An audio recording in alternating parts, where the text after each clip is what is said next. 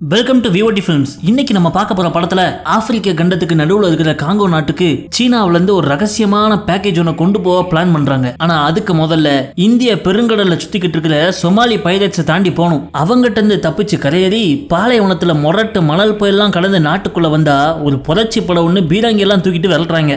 இத்தனை ஆபத்தையும் இவங்க தப்பிச்சு போனாங்களா? அப்படி இவங்க கொண்டு போற அந்த மிரட்டலான பேக்கேஜ்ல என்ன இருந்துச்சுங்கிறத இன்னைக்கு பார்க்க போறோம். இன்னைக்கு நம்ம பார்க்க போற படத்தோட பேர் ஆபரேஷன் ரெட் சி. படத்தோட முதல் சீன்லயே அந்த ரெட் சீன் சொல்லப்படுற சிவப்பு கடல்ல சீன சரக்கு கப்பல் ஒண்ணு போய்கிட்டு இருக்கு. அதுக்குள்ள போட்ல வந்து எவனுங்களோ தாவி குதிச்சு ஏற கப்பல்ல உள்ளவங்களுக்கும் அவங்களுக்கும் பயங்கரமா துப்பாக்கி சண்டை நடக்கு. அவங்க யாருன்னா சோமாலிய கடல் கொள்ளையர்கள். உள்ள பூந்து செக்யூரிட்டிகளை கொண்டு அதிகாரிகளை சிறைபிடிச்சிட்டாங்க. இதை பார்த்து அந்த நாட்டு கடற்படை இவங்களை காப்பாத்த ஒரு கப்பலை அனுப்பிவிட ஒரு டீம் உள்ள ஏறிடுறாங்க. ஆனா அவங்க பணைய கைதிகள் கழுத்துல துப்பாக்கி வச்சிருக்கிறதுனால உள்ள போக பயந்து போய் வெளியவே நின்றுகிட்டு இருக்காங்க. சரியான வாய்ப்பு கிடைச்சா சக்குன்னு தூக்கிடலான்னு இன்னொரு குரூப் அந்த பணைய கைதிகளை பிடிச்சு வச்சிருக்கிற ரூமுக்கு அடுத்த ரூம்ல ரெடியா நிக்காங்க. வித்தியாசமான ஒரு எக்ஸ்ரே டிவைஸை செவுத்துல வச்சு செவுத்துக்கு அங்கிட்டு எத்தனை கொள்ளையர்கள் இருக்காங்கன்னு தெளிவா பாத்துறாங்க. கப்பல் நேரா சோமாலிய கடல் எல்லையை நோக்கி போய்கிட்டு இருக்கு. அதுக்கு முன்னாடி அவங்களை காப்பாத்தினதான் உண்டு. ஒன்ஸ் சோமாலிய கடல் எல்லைக்குள்ள போயிட்டான் இவங்க பாடு அரும்பாடுதான். அப்போ இவங்களை காப்பாத்த வந்த அந்த போர் கப்பல்ல உள்ள கேப்டனுக்கு இந்த செய்தி வர போர் திறந்தா நம்ம ஆளுங்களை புதைச்சிருவாங்க. களத்துல இறங்குங்களா அப்படின்னு சொல்லவும் சட சட சடன்னு ஹெலிகாப்டர்ல ஒரு ஸ்னைப்பர் ஏறி உட்காந்துட்டு அசிஸ்டன்டோட கிளம்பி வரான். தூரத்துல பறந்து வர்றப்பவே ஹாஸ்டேஜ்களை பிடிச்சு வச்சிருக்கிற அந்த ரூமுக்குள்ள யார் யார் இருக்கான்னு ஸ்னைப்பர் ஸ்கோப் வழியாவே பார்க்கான். ஏற்கனவே கப்பலுக்குள்ள இருக்கிற நேவியோட அந்த 3 குரூப்பும் நம்ம எல்லாம் ஒரே நேரத்துல அட்டாக் பண்ணணும்னு வாக்கி டாக்கில பேசி வச்சுக்கிட்டு 1 2 3 சொல்லவும் நம்ம ஹெலிகாப்டர்ல பறந்துட்டு இருந்த ஸ்னைப்பர் குறிவாத்து ஷாட்னு ஒரு அழுத்த ஹாஸ்டேஜை பிடிச்சு வச்சிருந்த ஒரு கொள்ளையனுக்கு ஹெட் ஷாட் விழுது. டக்குன்னு 2 சைடுல இருந்தும் உள்ள பூந்த நேவி குரூப் அந்த கொள்ளையர்களை சுட்டு கொண்டு பணைய கைதிகளை காப்பாத்திடுறாங்க. ஆனா அந்த கப்பல்ல ஏறின கொள்ளையர்கள் அவங்க மட்டும் கிடையாது. கீழே இன்ஜின் ரூம்லயும் ஒரு 3-4 பேர் துப்பாக்கிகளோட சுத்திட்டு இருக்காங்க. எப்படியோ அந்த 3வது குரூப் அவங்க கூட மல்லு கட்டி அந்த கப்பலோட ஹைட்ராலிக்ஸ்ல வெடிகுண்டு வச்சு வெடிக்க வச்சு அந்த கப்பலை நிப்பாட்டிடுறாங்க. இதை பார்த்த தீவிரவாதிகள் உடனே அவங்க வந்த போட்ல ஏறி கப்பலை விட்டு எஸ்கேப் ஆகி சோமாலியா கடல் எல்லைக்குள்ள போக பார்க்காங்க. அவங்கள விடக்கூடாதுல அப்படின்ட்டு நம்ம ஹெலிகாப்டர்ல இருந்த ஸ்னைப்பர் ஹெலிகாப்டர்லயே அவங்கள துரத்த ஆரம்பிக்கான். அவன் டீம் ஆளுங்களோ வேண்டாம்ல அவன் பிழைச்சு போட்டுன்னு சொல்லியும் அதை கேட்காதவன் அவனை கொன்னே தீர்வான்னு சொல்லிட்டு விரட்டு போவ சோமாலியா கடல் எல்லைக்குள்ள இருந்து ஒரு 10-15 போட்ல கடற்கொள்ளையர்கள் கேங்கா வராங்க. இவன் எல்லையை தொடர்றதுக்கு முன்னாடி இவனை போடணும்ல அப்படின்னு சொல்லிட்டு ஸ்னைப்பர் ஹெலிகாப்டர்ல பின்னாடியே வந்துகிட்டு இருக்கான். அவனும் டிமிக்கி காமிச்சிட்டு எல்லைக்குள்ள போயிடுறான். நீ எந்த எல்லைக்கு போனாலும் உன்னை விட மாட்டேன்டியோ அப்படின்னு சொல்லிட்டு இவன் பின்னாடியே துரத்திட்டு வர எதிரில் வந்த கேங்கு நம்ம ஸ்னைப்பர்காரன் கையில துப்பாக்கியெல்லாம் சுட்டுதாங்க. அடி வாங்கினவங்க ஹெலிகாப்டர் திருப்பிட்டு ஓடி வந்துட்டாங்க. போவாதுன்னு அப்பவே உன்ட்ட சொன்னல அப்படின்னு கேப்டன் தலையில அடிச்சுக்கிறாரு. இந்த ஸ்னைப்பர்காரனோட அசிஸ்டன்டோ அவன் தப்பாலதான் இவன் சுடு வாங்கிட்டான்னு குற்ற உணர்ச்சிக்கு ஆளாயிடுறான். அப்ப அங்க வந்து அவங்க கேப்டனோ நம்ம ஸ்னைப்பர்காரன் நல்லபடியா இருக்கான், என்ன ஹாஸ்பிட்டல் அவனுக்கு ஒரு 2 மாசம் ட்ரீட்மெண்ட் எடுக்கணும், நீ எதை பத்தியும் கவலைப்படாதுன்னு அவனுக்கு தைரியம் சொல்றாரு. ஆனா கேப்டன் அவங்ககிட்ட இருந்து உண்மையை மறைச்சிடுறாரு. கையில இறங்கின புல்லட்டு அவன் முதுகெலும்பையும் தொலைச்சிட்டு அநேகமா அந்த ஸ்னைப்பர்காரன் பீஸ் ஆயிடுவான். அப்படியே ஒரு வாரம் உருண்டோடிடுது. மொராக்கோ நாட்டோட கேசப்ளாங்காங்கிற ஊரை காமிக்காங்க. அங்க ஒரு பொண்ணு டேபிள்ல சரிஞ்சு அப்படியே தூங்கிட்டு இருக்கா. அங்க வந்து அவளுடைய அசிஸ்டன்ட் ஒருத்தன் நம்மளுடைய டார்கெட் இவன் தான் அப்படின்னு ஒரு நியூஸ் பேப்பரை காமிக்கான். அதுல ஒரு ஆள் நின்னுகிட்டு இருக்கான். அவன் பேரு வில்லியம். ஏமன் நாட்டுல உள்ள ஒரு பெரிய எனர்ஜி கம்பெனியோட எம்டி போல. பெரிய அணு குண்டுகளை தயாரிக்கிறதுக்கு பயன்படுற யுரேனியம்ங்கிற தனிம பொருளை இவன் இல்லீகலா கடத்திக்கிட்டு இருக்கான் போல. அதைத்தான் இவங்க 2 பேரும் விசாரிச்சுட்டு இருக்காங்க. இவங்க ஒரு இன்வெஸ்டிகேட்டிவ் ஜெர்னலிஸ்ட். இவங்களுக்கு இப்ப கிடைச்சிருக்கிற லேட்டஸ்டான தகவல் என்னடான்னா இந்த வில்லியம்ட்ட ஒரு புது டெக்னாலஜி ஒன்று சிக்கிருக்கு. அதை வச்சு அவன் 30 பாம் தயாரிக்கலாம். அந்த டெக்னாலஜியை இவன் தீவிரவாதிகள்கிட்ட வித்துட்டு நாட்டை விட்டு எஸ்கேப் ஆகலான்னு முடிவு பண்ணிருக்கான் போல இருக்க. வில்லியம் கழுத்துல எப்பவுமே ஒரு நெக்லஸை போட்டு சுத்தலாம் போல இருக்க. அந்த அணு குண்டுகளை தயாரிக்கக்கூடிய டெக்னாலஜி பத்தின விஷயம் அந்த நெக்லஸ்ல தான் ஒளிஞ்சிருக்கு அப்படின்னு புரிஞ்சுக்கிட்ட இவங்க இதை உடனே நிப்பாட்டணும்னு யோசிக்காங்க. அதனால இந்த ரிப்போர்ட்டர் பொண்ணு நேரா அவ பாஸ்ட போய் இந்த வில்லியத்தை பத்தின ஃபுல் ரிப்போர்ட்டை சப்மிட் பண்ணி உடனே இதை நம்ம பப்ளிஷ் பண்ணணும் அப்படிங்க. ஆனா அவளுடைய பாஸோ இந்த விஷயத்தை இதோட விட்டுருங்க. என்ன தலை அப்படின்னு கேட்டா அந்த தீவிரவாதிகள் சாதாரண ஆளுங்க கிடையாது. ஏற்கனவே நீ வில்லியத்தை விசாரிக்க தெரிஞ்சு உன்னை டார்கெட் பண்ணிட்டு இருக்காங்க. இதுல ரிப்போர்ட் இறக்கி விட்டனா நாடு விட்டு நாடு கண்டம் விட்டு கண்டம் வந்து உன்னை கண்ட பண்ணிட்டு போயிடுவாங்க. எனக்கெல்லாம் சாவ ஆசை இல்லாம ஒரே சென்டென்ஸ்ல அவர் முடிச்சிடறாரு. இவங்க மேல போய் வேலைக்கு சேர்ந்த மாதிரி சொல்லிட்டு அவ பொருள் எல்லாம் தூக்கிட்டு கம்பெனி விட்டு வெளியே கிளம்பி வந்துடுறா. கீழே ஒரு 2 ரூபா கிடக்கத பார்த்து காசுன்னு அதை ஓடி வந்து எடுக்க வரா. டம்முன்னு பின்னாடி உள்ள அவ கார் வெடிச்சு சதறுது. தீவிரவாதிகள் இவளை டார்கெட் பண்ணிருக்காங்க போல இருக்க. நல்ல வேலை 2 ரூபாய்க்கு ஆசைப்பட்டனால உயிர் பொழைச்சது. அப்படியே 5 நாள் கழிச்சு நம்ம சீன போர் கப்பலை காமிக்காங்க. அங்க உள்ள கேப்டனுக்கு ஒரு அவசர செய்தி வருது. 5 நாளுக்கு முன்னால ஏமன் நாட்டுல ஒரு பெரிய புரட்சி வெடிச்சிட்டதாவும் அங்க நடக்கிற உள்நாட்டு போர்ல ஏகப்பட்ட சீன மக்கள் மாட்டிக்கிட்டதாவும் இவங்களுக்கு செய்தி வருது. அவங்கள போய் காப்பாத்த சொல்லி அரசாங்கம் டைரக்டா இவங்களுக்கு ஆர்டர் கொடுத்திருக்காங்க. அதை பார்த்து நம்ம கப்பல் கேப்டனும் டீம் அசம்பிள் பண்றாரு. அந்த ஊர்ல மொத்தம் 130 சீன மக்கள் மாட்டிக்கிட்டாங்க போல. அவங்களை காப்பாத்த இவங்களுடைய போர் கப்பல் ஏமன் நாட்டு கடற்கரைக்கு கிளம்பி போகுது. அந்த கப்பல்ல டீம் அசம்பிள் ஆகுது. அந்த டீம்ல இருக்கிற ஒரே ஒரு பொண்ணு அவ பேர் கிங் காங். இவங்களால எவ்வளவு தூக்கிட்டு போக முடியுமோ அவ்வளவு ஆயுதங்களை மட்டும் பேக் பண்ணிக்கிட்டு இருக்காங்க. இருக்காங்க. அப்ப அங்க ஹெலிகாப்டர்ல ஒருத்தன் வந்து இறங்குறான். அவன் தான் இவங்க டீம்ல புதுசா சேர்க்கப்படுற ஸ்னைப்பர். ஏற்கனவே இருந்தவன் தேவையில்லாம தப்பிச்சு போற தீவிரவாதியை விரட்டி போய் சுடு வாங்கி செத்து போயிட்டான். அதுக்கு பதிலா ஷன்குங்கிற இவனை போட்டிருக்காங்க. இந்த ஷன்கு கையில துப்பாக்கி எடுத்துனா எதிராளிகள் எல்லாத்துக்குமே ஷங்கு தான். அந்த ஸ்னைப்பர் அசிஸ்டன்ட் கூப்பிட்டு இவங்க கூட ஜோடி போட்டு விட்டுருந்தாங்க. இந்த பக்கம் ஏமன் நாட்டுல இருக்கிற அந்த வில்லியத்தோட எனர்ஜி கம்பெனியை காமிக்காங்க. அதுக்கு வெளியே தூரத்துல நம்ம ரிப்போர்ட்டர் பொண்ணு அவளுடைய அசிஸ்டன்ட் ஒளிஞ்சிருக்காங்க. வில்லியம் கம்பெனி விட்டு வெளியே வந்தா அவனை தூக்கிடலாம் அப்படின்னு இவங்க வெயிட் பண்ணிக்கிட்டு இருக்க கம்பெனிக்குள்ள இருந்த அந்த வில்லியமோ ஏதோ ஒரு ஜெனரல்கிட்ட போன்ல பேசிக்கிட்டு இருக்கான். நீ மாயம் பண்ணுவியோ மந்திரம் பண்ணுவியோ தெரியாது, நான் கொடுத்த காசுக்கான யுரேனியத்தை என்கிட்ட கொண்டு வந்து குடு அப்படின்னு போனை வைக்கிற வில்லியம் அவன் லேப்டாப்ல சொல்லி இருந்த பென்டிரைவ் எடுத்து இவன் கழுத்துல போட்டுக்க நெக்லஸ் டாலருக்குள்ள ஒளிச்சு வைக்கான். அதே நேரத்துல ஏமன் நாட்டுல இருக்கிற சீன தூதரகத்தை காமிக்காங்க.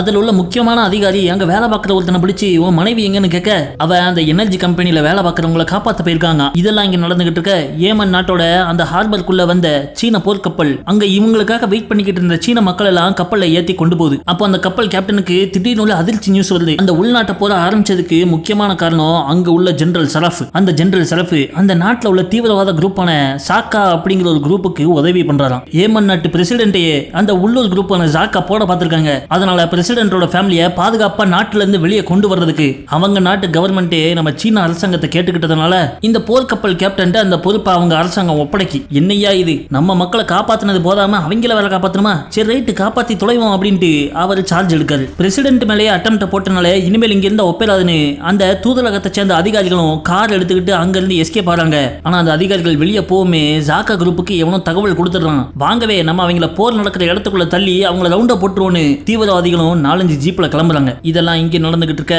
அந்த எனர்ஜி கம்பெனிக்கு வெளியே வில்லியம கூட்டு போறதுக்காக அந்த ஏமன் நாட்டு ட்ரூப் அங்க வருது. இத நம்ம ரிப்போர்ட்டர் பொண்ணும் அவ அசிஸ்டன்ட்டும் தூரத்துல இருந்து பைனாகுலர்ல பாத்துட்டு இருக்காங்க. ஆனா அங்க மிலிட்டரி வேன்ல மார்வேஷத்துல வந்திருக்கிறது தீவிரவாத குரூப்பான ஜாக்கா. செக்யூரிட்டிகளை போட்டு தள்ளிட்டு அவங்க கம்பெனிக்குள்ள போடுறாங்க. இந்த பக்கம் தூதரக அதிகாரிகள் கார்ல எஸ்கேப் ஆகி போயிட்டு இருக்க அப்ப அவங்கள முன்னாடி வந்து மடக்கின ஜாக்கா குரூப் துப்பாக்கியால சுட்டு விரட்ட ஆரம்பிக்காங்க. அவங்களுக்கு பயந்து இவங்க ஊருக்குள்ளே ஓடி வர போர் நடந்துட்டு இருக்கிற இடத்துக்குள்ள இவங்க வண்டிகள் வந்துருது. அங்க பார்த்தா வண்டிக்கு முன்னாடி ஏற்கனவே ஏமன் நாட்டு படை தீவிரவாதிகளை எதிர்த்து சண்டை போட்டுக்கிட்டு இருக்காங்க. பின்னாடி திரும்பி பார்த்தா ஜாக்கா குரூப் நடுவுல இருந்தா நம்மள சாண்ட்விச் பண்ணிடுவாங்கன்னு சொல்லிட்டு வண்டியில இருந்து இறங்கி சடச்சடன்னு பக்கத்துல இருக்கிற பில்டிங் குள்ள பூந்துடுறாங்க. அந்த செய்தியும் நம்ம கப்பல் கேப்டனுக்கு வர உடனே அவருடைய ஸ்பெஷல் டீமை எழுப்பி விடுறாரு. மக்கள் எல்லாம் காப்பாத்திட்டோன்னு ரெஸ்ட் எடுத்துட்டு இருந்த டீம் கூப்பிட்டு நம்ம தூதரக அதிகாரி போர் நடந்துட்டு இருக்கிற இடத்துல உள்ள ஒரு ஃபேக்டரிக்குள்ள மாட்டிக்கிட்டாரு, உடனே போய் காப்பாத்தி கூட்டுவாங்க அப்படின்னு சொல்லுவோம். இவங்களும் M24 ஸ்கார் எல்லாம் தூக்கிட்டு ஓடுறாங்க. வண்டிகளை எடுத்துட்டு போர் நடக்கிற ஏரியாக்குள்ள பூந்துடுறாங்க. ஆனா ஹெவியா ஃபயரிங் நடந்துட்டு இருக்கனால நம்ம வண்டியில போனா நம்மள மலத்தி விட்டுருவாங்க. நம்ம பில்டிங் மேல ஏறி மாடி விட்டு மாடி தாவி தான் போகணும் அப்படின்னு சொல்ல டீமோட மத்த ஆளுகள்லாம் மாடி விட்டு மாடி தாவி போறப்போ இவங்களுக்கு பாதுகாப்பா ஒரு உயரமான இடத்துல அந்த புது ஸ்னைப்பர் ஷங்குவையும் அவன் அசிஸ்டன்ட்டையும் உட்கார சொல்றாங்க. அந்த ஏரியாக்குள்ளேயோ முரட்டுத்தனமா சண்டை நடந்துகிட்டு இருக்கு. அதே நேரத்துல இந்த எனர்ஜி கம்பெனியை காமிக்காங்க.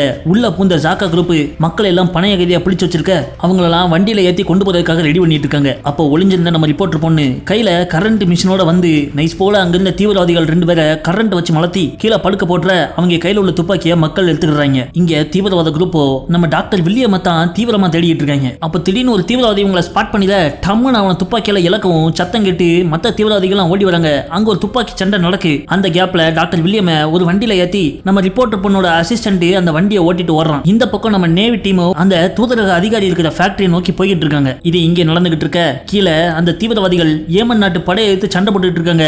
அப்ப அதுல உள்ளூர்காரன் ஒருத்தனை பிடிச்சி அவன் கழுத்துல வெடிகுண்டை கட்டி விட்டு ஒரு கார்ல உட்கார வச்சு அதை நேரா ஏமன் நாட்டு படை இருக்கிற இடத்துக்குள்ள ஓட்டு போய் முட்ட சொல்றான். அப்படி அதை அவன் பண்ணலனா அவன் குழந்தைகளை சுட்டு கொண்டு துப்பாக்கி வச்சு மிரட்ட வேற வழி இல்லாம அந்த தகப்பன் கழுத்துல வெடிகுண்டோட காரை ஓட்டிக்கிட்டு நேரா ஏமன் நாட்டு படையை நோக்கி வராப்ல. கார் வர்றதை பார்த்த ஏமன் நாட்டு படைகளோ சட்டு சட்டு சட்டுன்னு துப்பாக்கியால சுட்டு அந்த டிரைவரை கொண்டுறாங்க. இருந்தாலும் வந்த வேகத்துல கார் நேரா அவங்க இருக்கிற இடத்துல வந்து முட்டை தூரத்துல இந்த தீவிரவாதி கையில உள்ள ரிமோட் அமுக்கவும் டம்முன்னு வெடிச்சு அங்க இருந்த ஏமன் நாட்டு வீரர்கள் எல்லாம் சிதறிடுறாங்க. இத மேல இருந்து பார்த்துட்டு இருந்த சங்கு பாஸ் காரெல்லாம் விட்டு வெடிக்க வைக்காங்க அப்படின்னு அவன் டீமுக்கு தகவலை சொல்றான். இவங்க நம்ம நினைச்சதை விட கொஞ்சம் பயங்கரமான தீவிரவாதிகள் தான், கொஞ்சம் கேர்ஃபுல்லா தான் இருக்கணும் அப்படின்னு மெல்ல போறாங்க. எப்படியோ இந்த சீன தூதரக அதிகாரியும் மத்த மக்களும் பூந்திருந்த ஃபேக்டரிக்குள்ள போய் அங்க சுத்திட்டு இருந்த 2-3 தீவிரவாதிகளை அடிச்சு கொண்டுட்டு அவங்களை காப்பாத்தி வெளியே கூட்டு வராங்க. அவங்க வெளியே வர்ற பாதையை நம்ம கிங்காங்கும் அவ கூட 2 பேரும் சேர்ந்து பாதுகாத்துக்கிட இவங்க கடகடகடன்னு பில்டிங்ல இருந்து வெளியே வந்து கார்ல மக்களை ஏத்திக்கிட்டு இருக்காங்க. அப்ப திடீர்னு அங்க ஒரு ராக்கெட் லான்ச்சர் வந்து அடிக்கி அதுல இருந்து தப்பிச்ச மக்கள் கார்ல ஏறி போலான்னு பாக்குறப்போ எதிரில தீவிரவாதிகள் ஒரு காரை அனுப்பி விடுறாங்க. அது வேகமா வருது. அடுத்த கார் வெடி உண்டு அனுப்பிட்டாங்க போல இருக்கு அப்படின்னு நம்ம சங்கு மாடியில இருந்து ஸ்னைப்பரை வச்சு ஓட்டிட்டு வர்றவனுக்கு ஏம வைக்கான். அப்பதான் கவனிக்கான் தூரத்துல ஒரு தீவிரவாதி கையில ரிமோட்டோட சுத்திட்டு இருக்கான். இந்த பயபுலையை தான் முத போடணும் அப்படின்ட்டு அந்த காரை ஓட்டுறவனை விட்டுட்டு ரிமோட் வச்சிருந்தவனை குறி பார்த்து அடிக்க பட்டனை அமுக்கு முன்னாடியே அவன் பீஸ் ஆயிடுறான். கார் வந்து முட்டி நிக்கவும் உள்ள இருந்தவன் என்ன சுற்றாதீங்க, நான் ஒரு அப்பாவி அப்படின்னு கையை தூக்கிற. அப்போ காருக்குள்ள பூந்த நம்ம ஆளு ஒருத்தன் அவர் கழுத்துல போட்டுருக்கிற அந்த வெடி உண்டை அந்த எக்ஸ்ரே ஸ்கேன் மிஷினை வச்சு ஸ்கேன் பண்ணி எந்த இடத்துல வயர் கனெக்ட் ஆயிருக்கோ கரெக்டா அந்த இடத்துல ஓட்டையை போட்டு துணுக்கா வெட்ட வேண்டிய வயரை வெட்டி பாம்பை டிஃபியூஸ் பண்ணிடுறான். இங்க இந்த அக்கப்போர் நடந்துகிட்டு இருக்க அங்க எனர்ஜி கம்பெனில இருந்து மக்களையும் டாக்டர் வில்லியமையும் காப்பாத்திக்கிட்டு நம்ம ரிப்போர்ட்டர் பொண்ணும் அவ அசிஸ்டன்ட்டும் கார்களை ஓட்டிக்கிட்டு எஸ்கேப் ஆகி ஓடுறாங்க. ஆனா பின்னாடியே விரட்டி வந்த ஜாக்கா குரூப் டயர்களை சுட்டி இவங்க வண்டிகளை மலத்தி விட்டுறாங்க. வண்டி பள்ளத்துல விழுந்து தடம்புரண்டு கிடக்கு. அதுல உள்ள இருந்த வில்லியமுக்கு ஒரு கம்பி முதுகுல குத்தி முன்னாடி ஏந்தி நிக்கி. இதான் வாய்ப்புன்னு அவன் கழுத்துல கடந்த நெக்லஸ் சேவை எடுக்க பார்க்க அப்பயும் அவன் இவ கையை பிடிச்சுக்கிட்டு விடமாட்டான். கொஞ்ச நேரத்திலே மேல தீவிரவாதிகள் வர்ற சத்தம் கேட்ட உடனே இவ அங்கிருந்து ஓடிடுறா. பிறகு தீவிரவாதிகளுக்கே தெரியாம அவங்க வண்டிக்குள்ள ஒரு மொபைலை வச்சுட்டு ஒரு பாறை பின்னாடி வந்து ஒளிஞ்சுக்கிறா. பிறகு கொஞ்ச நேரம் கழிச்சு தீவிரவாதிகள் எல்லாம் கிளம்பி போனதுக்கு அப்புறம் விழுந்து கடந்த இவங்க வண்டி இருக்கிற இடத்துக்கு வந்து அங்க ஒரு போன் எடுத்து ஏதோ ஒரு நம்பருக்கு டயல் பண்றான். அந்த செய்தி நேரா எங்க வருது? வேற யாருக்கு? நம்ம கப்பல் கேப்டனுக்கு தான். உலகமே ரெண்டா பிளந்தாலும் காப்பாத்துறதுக்கு நம்ம சீன போர் கப்பல் கேப்டனை தான் கூப்பிடுவாங்க போல. இப்ப இவருக்கு என்ன தகவல் வந்திருக்குன்னா ஜாக்கா குரூப் எனர்ஜி கம்பெனியோட எம்டி ஒருத்தர் தூக்கிட்டு போனதாகவும் அவங்க கடத்திட்டு போன குரூப்ல ஒரு சீன பொண்ணு மாட்டிட்டு இருக்கதாகவும் தகவல் வந்திருக்கு. அதனால இவருடைய டீம் அனுப்பி அந்த சீன பொண்ணை மட்டும் காப்பாத்தி கொண்டு வர சொல்லி ஆபரேஷனுக்கு அனுப்பி விடுறாரு. உடனே நம்ம டீம் ரெண்டா பிரிஞ்சு ஒரு டீம் இந்த காப்பாத்தின குடிமகன்களை எல்லாம் போர்ட்டுக்கு கொண்டு போய் அங்கிருந்து ஹெலிகாப்டர்ல கூட்டு போறதுக்காக போறாங்க. இன்னொரு டீம் நம்ம வில்லியம கடத்திட்டு போன ஜாக்கா குரூப்பை தேடி போறாங்க. ஆனா அந்த ரெண்டாவது குரூப் போர்ட்டுக்கு போய் வெயிட் பண்ணாங்களே அவங்களுக்கு ஒரு கெட்ட செய்தி. ஏமன் நாட்டு அரசாங்கத்தால இவங்களை காப்பாத்துறதுக்கு ஹெலிகாப்டர் கொடுக்க முடியாதுன்றாங்க. அதனால இவங்க காப்பாத்தின மக்களை இவங்க ரோடு வழியா தான் நாட்டை விட்டு வெளியே கொண்டு போகணும். அதே நேரத்தில் ஜாக்கா குரூப்பை தேடி போன யூனிட் 1க்கு ஒரு இன்ஃபர்மேஷன் கொடுக்காங்க. அதுல இந்த ஊருக்கு வெளியே இருக்கிற பாசம் அப்படிங்கிற ஒரு கிராமத்தை ஜாக்கா குரூப் ஒரு வாரத்துக்கு முன்னாடி கைப்பற்றிட்டாங்களாம். இவங்க காப்பாத்தப்பட்ட அந்த சீன பொண்ணு அந்த குரூப்ல தான் இருக்கா. அதனால இந்த பாசம்ங்கிற கிராமத்துக்கு இவங்க போறாங்க. இதெல்லாம் நடந்துகிட்டு இருக்க நம்ம சீன போர்க்கப்பல் இருக்க அந்த கடற்கரை பக்கத்துல இருக்கிற மலை மேல திடீர்னு 3-4 ட்ரக் வந்து நிக்கி. இது கண்டிப்பா தீவிரவாதிகளா தான் இருக்கும் அப்படின்னு சொல்லிட்டு இவங்களும் போர்க்கப்பல் உள்ள துப்பாக்கி எல்லாம் தயார் நிலையில வைக்காங்க. அந்த பக்கம் யூனிட் 2 எப்படியோ மக்களை பாதுகாப்பா அந்த ஊரை விட்டு வெளியே கொண்டு வந்துடுறாங்க. பிறகு அவங்க யூனிட் 1க்குள்ள சேர்ந்து பாசம் கிராமத்துல சண்டை போட கிளம்பிட்டு இருக்கப்போ அப்ப நம்ம ரிப்போர்ட்டர் பொண்ணு வந்து என்னையும் கூட்டு போங்க, சிவிலியனெல்லாம் எங்க மிஷன்ல கூட்டு போக முடியாது அப்படின்னு அவங்க சொல்றாங்க. அவளோ நீங்க காப்பாத்த போற கூட்டத்துல மாட்டிட்டு இருக்கிற வில்லியம்ங்கிறவன் ரொம்ப டேஞ்சரான ஆளு, தீவிரவாதிகள் கூட கனெக்ஷன் வச்சிருக்கிறவன், அதை நீங்க தடுத்தாகணும் அப்படிங்க. ஆனா இவ சொல்றத நம்பாத அவங்களோ அந்த கூட்டத்துல உள்ள ஒரு சீன பொண்ணை காப்பாத்த மட்டும்தான் நாங்க போறோம், அதுதான் எங்க மிஷன், மத்தத பத்தி எல்லாம் எங்களுக்கு கவலை இல்லைன்றாங்க. அப்போ பாசம் கிராமத்துல இருந்து நம்ம சீன போர் கப்பலுக்கு ஒரு வீடியோ மெசேஜ் வருது. என்னன்னு ஓபன் பண்ணி பார்த்தா ஒருத்தனை சேர்ல உட்கார வச்சு பின்னாடி 3 தீவிரவாதிகள் முகமடி போட்டு கையில கத்தியோட நிக்காங்க. இது நம்ம சீன நேவிக்கு வந்திருக்கிற மெசேஜ். அதுல என்ன சொல்றாங்கன்னா, நீங்க காப்பாத்தி கொண்டு போறீங்களே எங்க நாட்டு பிரசிடென்ட், அவனை குடும்பத்தோட ஒழுங்கு மரியாதை எங்கிட்ட ஒப்படைச்சிருங்க, அப்படி இல்லனா இவள மாதிரி அடுத்தது உங்க நாட்டு பிரஜையா பின்னாடி உட்கார்ந்துருக்காள் இந்த பொண்ணு, அவளையும் சங்க இருப்போம் அப்படின்ட்டு பொசுக்குன்னு முன்னாடி இருக்கிறவன அழுத்த கொண்டுறாங்க. அறுபட்டு சாவரவன் வேற யாரும் கிடையாது, நம்ம ரிப்போர்ட்டர் பொண்ணோட அசிஸ்டன்ட் பைய. இந்த பக்கம் விடாம வாதாடிட்டு இருந்தனால நம்ம ரிப்போர்ட்டர் பொண்ணை கூப்பிட்டுட்டு யூனிட் 1 அங்க இருந்து கிளம்பி பாசம் கிராமத்தை நோக்கி போயிட்டு இருக்காங்க. அப்ப திடீர்னு வண்டிகள்லாம் தானா நின்றுது. என்னன்னு கேட்டா முன்னாடி ஒரு பயங்கரமா ஆபத்து இருக்குதா செய்தி வந்திருக்கு, நம்ம வேற ரூட் தான் எடுக்கணும் அப்படின்னு இவங்க ஆளுத்தன் சொல்லிக்கிட்டு இருக்கான். பேசிட்டு இருக்கும் போதே மலமலன்னு ராக்கெட்டுகள் வந்து இவங்க வண்டியை அடிச்சு பறக்க விடுது. யாருன்னு பார்த்தா ஜாக்கா குரூப். மலை புதற்குள்ள ஒளிஞ்சிருந்தவங்க எல்லாம் சடார்னு எந்திரிச்சு வந்து துப்பாக்கிகளால துளைக்க ஆரம்பிச்சிடுறாங்க. இவங்க காப்பாத்தி கொண்டு போன மக்களை ஒரே குண்டுல சோழியை முடிச்சிடுறாங்க. உடனே நம்ம நேவிக்காரங்க சட்டுன்னு ஒரு ட்ரோன் எடுத்து அதை ஆபரேட் பண்ணி தீவிரவாதிகள் அட்டாக் பண்ற இடத்துல ட்ரோனை பறக்க விட்டு அதை வெடிக்க வச்சு ட்ரோன் அட்டாக் பண்ணி அவங்களை கொல்றாங்க. இவங்க திரும்பி அட்டாக் பண்ண ஆரம்பிக்கவும் தீவிரவாதிகள் எல்லாம் தெரிச்சு ஓடி போயிடுறாங்க. உடனே இவங்க அடிபட்ட மக்களை காப்பாத்தலாம்னு வராங்க.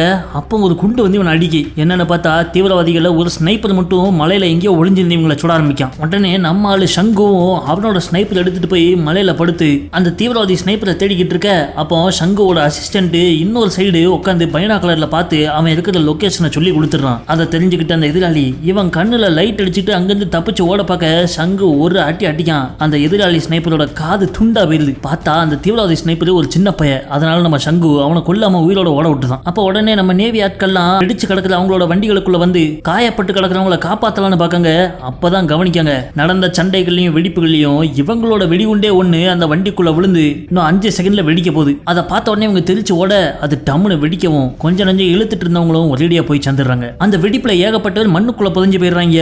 நம்ம ஆளுங்க உடனே தோண்டி புதஞ்சவங்களை உயிரோட வெளியே எடுத்துறாங்க. ஒரே ஒரு வண்டி மட்டும் தான் மிச்சம் இருக்கு. இந்த குரூப் கேப்டனே அவரோட டீம் எல்லாம் சேர்த்துட்டு அந்த வண்டியில ஏறி ஒரு காமன் பாயிண்ட்டுக்கு போலான்னு கிளம்புறாரு. அதே நேரத்துல இங்க அந்த பாசியம் கிராமத்தை காமிக்காங்க. அந்த தீவிரவாதிகள் கூட்ட தலைவனான சையத்னு ஒரு தாத்தாவை காமிக்காங்க. அந்த தாத்தாவுக்கு ஒரு ஆள்கிட்ட இருந்து போன் கால் வருது. அந்த போன் கால்ல பேசுற நபரு இவங்க கடத்தி கொண்டு வந்த அந்த எனர்ஜி கம்பெனி எம்டியான வில்லியம் எப்படி இருக்கான்னு கேட்கான். ஏன்னா வில்லியம் இருந்து எல்லோ கேட்கும் அந்த வெடிகுண்டுகளுக்கு பண்றதுக்கான ஃபார்முலாவும் வேணும், அவனை பத்திரமா பாத்துக்கோன்னு சொல்றாங்க. பத்திரமா பாத்துக்கவே என்ன என் பொண்டாட்டியா, உனக்கு தேவையானது கிடைக்கும் வையவே அப்படின்னு அப்படின்னு தாத்தா போன் வச்சிருக்காரு. இந்த பக்கம் நம்ம ஆளுகளோ அந்த பாசியம் கிராமத்துக்கு வந்துடுறாங்க. வெளியே அவங்க போர்க்கப்பல் கூட பேசுறதுக்காக ஒரு ஆண்டனா ஒன்னு செட் பண்ணிட்டு கிராமத்துக்குள்ள இறங்குறாங்க. அப்போ முதல்ல இந்த வீட்டுக்குள்ள புந்து அங்கிருந்த 2 தீவிரவாதிகளை சுட்டுட்டு அந்த வீட்டு ஆளுகளை பிடிச்சு கேட்க, இந்த தீவிரவாதிகள்லாம் இவங்க ஊருக்குள்ள ஒரு வாரத்துக்கு முன்னாடி வந்ததாகவும் ஒவ்வொரு வீட்டுல உள்ளவங்களையும் அவங்கள மாதிரி பணைய கைதிகளா பிடிச்சு வச்சிருக்கதாகவும் சொல்றாங்க. மொத்த தீவிரவாதிகளும் கூட்டமா ஊர் முச்சந்தில கேம்ப் போட்டு தங்கிட்டு இருக்கதா சொல்றா. அந்த கேம்புக்கு அங்கிட்டு தான் அவங்க பிடிச்சு வச்சிருக்கிற வெளிநாட்டு பணைய கைதிகள்லாம் இருக்காங்களா. அதுல ஒரு பொண்ணு சைனாக்காரின்னு அந்த லோக்கல் ஆளுங்க சொல்றாங்க. அவங்க சொன்னதெல்லாம் ஒரு மேப்பா வரைஞ்சிட்டு வந்த நம்ம ரிப்போர்ட்டர்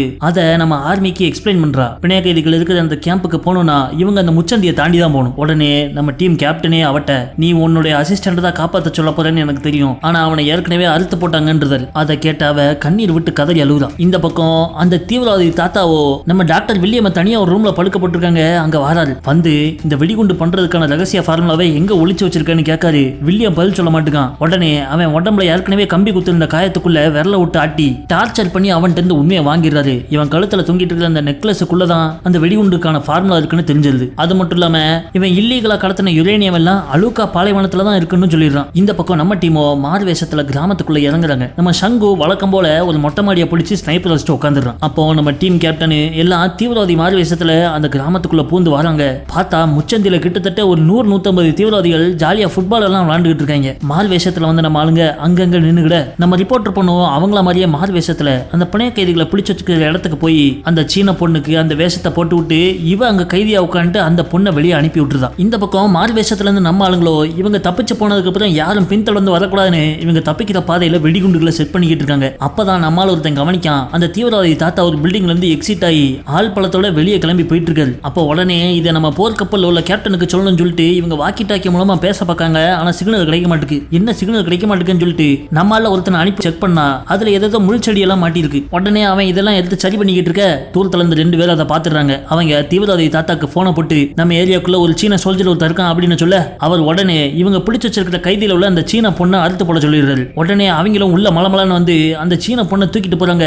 ஆக்சுவலா அந்த சீன பொண்ணு இடத்துல இப்போ நம்ம ரிப்போர்ட்டர் பொண்ணு தான் இருக்கா. அவங்க அவளை கொண்டு போய் ஒரு சேர்ல உட்கார வச்சு கேமராவெல்லாம் ஆன் பண்ணி ஸ்டேட்மெண்ட் ரெக்கார்டு பண்ண ஆரம்பிக்க அப்பதான் இவ கவனிக்கா நம்ம டீம் கேப்டன் அந்த ரூமுக்கு வெளியே மாறு வேஷத்துல வந்து நிக்கான். அவர் சிக்னல் கொடுக்கவும் இவ சட்டுன்னு முன்னாடி உள்ளவன் காலை மிதிக்க டவார்னு உள்ள வந்து அவரு அங்க இருந்த தீவிரவாதிகளாம் பொட்டுன்னு சுட்டு தெளிறாரு. இது இங்க நடந்துகிட்டு இருக்க சீன சோல்ஜர்கள் வந்துட்டாங்கன்னு தெரிஞ்ச தாத்தா உடனே அவருடைய ஆட்களை அலர்ட் பண்ணி அவங்க கடற்கரையோரமா நிக்கிற சீன போர்க்கப்பலை பாத்துறாரு. இவங்க உடனே ராக்கெட் லான்ச்சர்களை வச்சு ராக்கெட்டை பறக்க விட அது கப்பலை நோக்கி வருது. ஆனா அலர்ட் ஆன நம்ம அதிகாரிகள் அந்த குண்டுகளை எல்லாம் சுட்டு வீழ்த்திடுறாங்க. பிறகு அவங்க போர்க்கப்பல்ல இருந்து ஒரு குண்டு அடிச்சு மலை மேல இருந்து இவங்களை அட்டாக் பண்ண தீவிரவாதிகளை போட்டு தெளிறாங்க. இங்க நம்ம டீம் கேப்டனோ அந்த ரிப்போர்ட்டர் பொண்ணை காப்பாத்திட்டு அந்த பில்டிங்ல இருந்து வெளியே வர்றப்போ ஒரு ரூம்ல டாக்டர் வில்லியம் மலர்ந்து கிடக்கிறத பாக்குறான். அவன் கழுத்துல அந்த நெக்லஸை காணும். இப்ப அது முக்கியம் இல்ல, நம்ம இங்க இருந்து எஸ்கேப் ஆறதுதான் முக்கியம் சொல்லிட்டு ரிப்போர்ட்டர் பொண்ணை கூப்பிட்டு அவர் வெளியே போறாரு. அதே நேரத்துல நம்ம ஆளுங்க ஒரு 3-4 பேர் தீவிரவாதிகள் மாதிரி வேஷம் போட்டு ஒரு ஜீப் ஒண்ணு ஓட்டிட்டு வராங்க. பஞ்சரான டயரோட இவங்க ஓட்டிட்டு வர அதை பார்த்த சில தீவிரவாதிகள் அவங்களை நிப்பாட்டி உங்க டயர் பஞ்சர் ஆயிருக்குன்னு சொல்றதுக்காக வராங்க.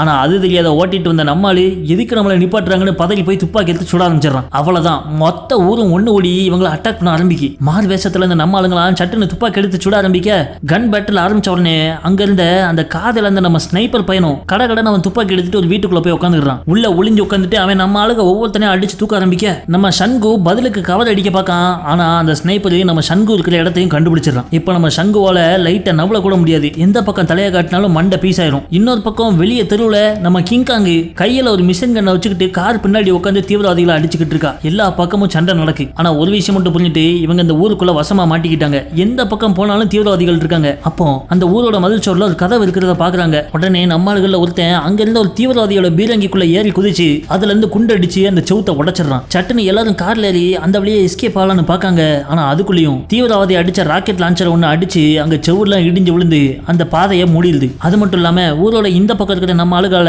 வெளியே தலை காட்ட முடியல. ஏன்னா அந்த ஸ்னைப்பர் பையன் வெளிக்கொண்டு பாத்துக்கிட்டு இருக்கான். அப்ப நம்ம சங்குவோட அசிஸ்டன்ட் வேற திசையில இருந்து பார்த்து அந்த ஸ்னைப்பர் பையன் ஒளிஞ்சிருக்க இடத்தை கண்டுபிடிச்சிடறான். உடனே சங்குக்கு சொல்லலான்னு வாக்கி டாக்கி எடுக்கான். ஆனா வாக்கி டாக்கி வேலை பண்ணி தொலைய மாட்டுக்கு. எப்படியாவது சங்குக்கு அவன் இருக்கிற இடத்தை தெரியப்படுத்தணும். அப்பதான் அவனை போட்டு தள்ளிட்டு நம்ம இந்த இடத்துல இருந்து எஸ்கேப் ஆக முடியும்ட்டு அந்த அசிஸ்டன்ட் அவன் கையில இருந்து துப்பாக்கியை வச்சு அந்த ஸ்னைப்பர் பையன் ஒளிஞ்சிருந்த வீட்டு ஜன்னலை 3 வாட்டி சுட சங்கு அதை பாத்துறான். உடனே அவன் ஒளிஞ்சிருந்த செவுத்துல சின்னதா ஒரு ஓட்டையை போட்டு அது வழியா ஸ்னைப்பரை உள்ள விட்ட நம்ம சங்கு அந்த செவுத்து வழியாவே சுட்டு அந்த ஸ்னைப்பர் பையில சோழி முடிச்சிடறான். இந்த பக்கம் போர்க்கப்பல்ல இருந்து அதிகாரிகளோ அந்த கிராமத்துக்குள்ள போன நம்ம ஆளுகிட்ட இருந்து ஏதாவது செய்தி வந்துச்சா அப்படின்னு கேட்காங்க. சிக்னலே கட் ஆயிட்டு சார் அப்படிங்காங்க. அட பாவிகளா, இதை நீங்களே சொல்ல மாட்டீங்களா அப்படின்ட்டு உடனே அவங்களுக்கு பேக்கப் அப்ப ஒரு ட்ரோன் பிளைட்டை கப்பல்ல இருந்து அனுப்பி விட்டுட்டு இவங்க கப்பல் அந்த இடத்துல இருந்து நோட்டி கொண்டு போயிடுறாங்க. ட்ரோன் இந்த கிராமத்தை நோக்கி பறந்து வந்துகிட்டு இருக்கு. ஆனா அது எவ்வளவு சீக்கிரம் வருங்கிறது தான் கேள்வி. ஏன்னா நம்ம ஆளுகளை எல்லா பக்கத்துல இருந்தும் தீவிரவாதிகள் ரவுண்டு போட்டு சுட்டுக்கிட்டு இருக்காங்க. அதுல நம்ம டீமை சேர்ந்த 2-3 பேரு கொடூரமா செத்துறாங்க. அதை பார்த்து வெறியான நம்ம கிங்காங்கு மிஷின் கன் எடுத்து கண்ட மாணிக்கு சுட ஆரம்பிக்கா. உள்ள ஒரு டீம் மாட்டிக்கிட